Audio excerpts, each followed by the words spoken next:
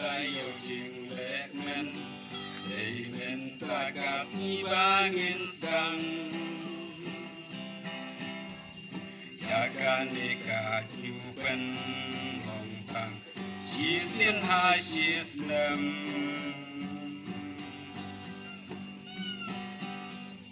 Program kiba bunjan Kiba ngiju ya jimbentang Bat higi ken atul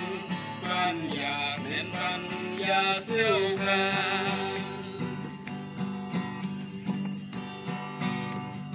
Ungwi bangi pen long Da jing dan lang kik mi kik pa Juk ki liu ring ba Jong ka istring lighter Ai ba jing kliat kul Nguye kan long jing yo jing lên tôi Ada baka kul jong Ikan Nang san kan nang roi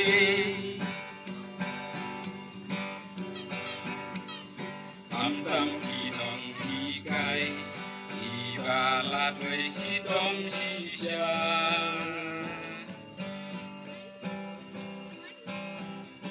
An ai jing hang jing stan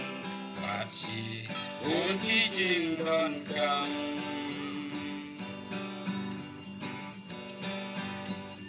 Ki nong ya lam An ki nong tin len ti Tam naga benta Kini ki heparin jong mi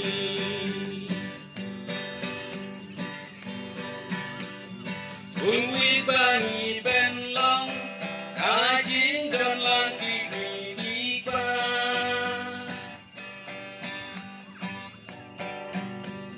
Unju kiriu ring ba Jong ka Lifting lighter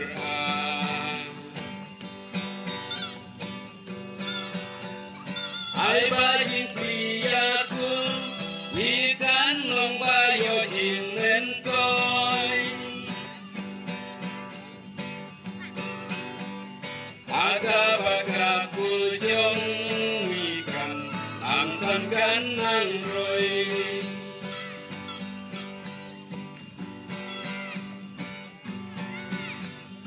Uhep parin ngadon An ong ya pi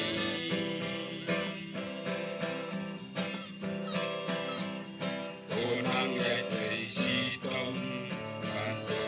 Ang ya le disni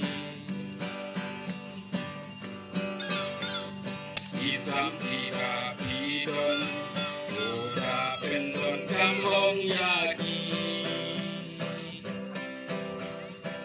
Juto nang inon Hadi Jing kule jong pi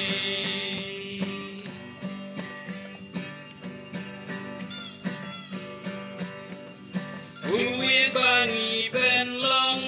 Kajing dan lang kik mi kik pa